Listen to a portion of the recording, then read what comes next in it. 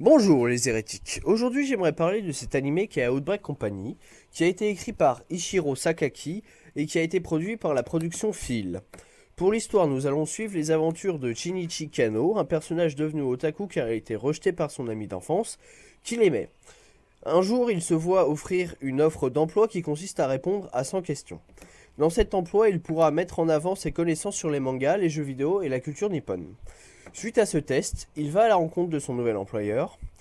Après l'entretien, Shinichi se réveille et voit un plafond qu'il ne connaît pas. Et c'est ainsi que commence l'histoire de cet animé. Pour les points forts, donc il y a beaucoup de références à des mangas connus. Les personnages sont tous aussi farfelus les uns que les autres. Il y a beaucoup d'humour et les personnages sont très attachants. Pour les points faibles, ceux qui ne connaissent pas beaucoup la culture nippone ne comprendront pas facilement. Quelques passages tristes pour les personnages sensibles, donc faites attention.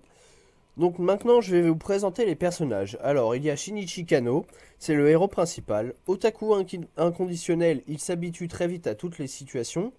Il est assez gaffeur. Donc son doubleur est Natsuki Hanae, qui a doublé aussi Fun Fujiya Issa dans Fantasista Dolls. Ensuite il y a Musel, qui est un personnage qui aidera notre héros pour son travail. Elle a été doublée par Suzuko Mimori, qui a notamment doublé Isui et Fiore dans Fairy Tail. Donc ensuite, enfin, nous avons Petralka, c'est la dirigeante d'un autre monde. Elle est jeune et elle aime sûrement Shinichi. Elle a été doublée par Mei Fushigami, qui a doublé Mio Nishizumi dans Girls and Panzer. Donc pour la fin, on suppose qu'une suite sera possible. C'est sur ces mots que je vous laisse profiter de l'opening de cet animé et n'oubliez pas de